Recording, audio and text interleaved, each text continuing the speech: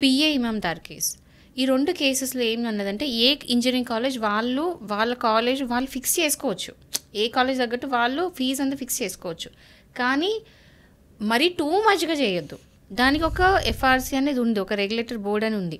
So, ఎవరైనా సరే ఇంతగనం ఫీజులు వసూలు చేస్తున్నప్పుడు మీరెళ్లి హైకోర్ట్‌లో కేస్ వేసుకోవచ్చు. ఒక రిట్ ఎయ్యొచ్చు. Article 14 and article 21.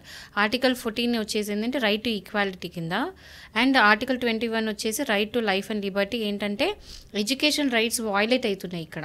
అంటే అందరికి సమానంగా ఇవ్వాలి. లేదు సమానంగా ఇవ్వకపోయినా పర్లేదు. కానీ ఇక్కడ ఎక్కువ ఫీజులు వసూలు చేస్తున్నారు కాబట్టి మీరెళ్ళి హైకోర్టులో కేసు వేయొచ్చు. అది కాకుండా కన్జ్యూమర్ ప్రొటెక్షన్ యాక్ట్ కింద కన్జ్యూమర్ ఫోరంలో కేసు వేయచ్చు. అంటే మీరు ఆల్రెడీ ఫీజు కట్టున్నారు అనుకోండి, మీరు వెళ్ళి అడగొచ్చు ఇట్లా అన్ఫేర్ ట్రేడ్ ప్రాక్టీస్ కింద. ఏంటంటే ఇంతగానో ఫీజులు వసూలు చేస్తున్నారు, ఇది ఇంత ఉండాలి, నామ్స్ ప్రకారం ఇంత ఉండాలి, కానీ మా దగ్గర ఇంత ఫీజులు తీసుకుంటున్నారు అని చెప్పేసి కన్జ్యూమర్ ప్రొటెక్షన్ యాక్ట్ కింద కూడా మీరు కేసు వేయొచ్చు.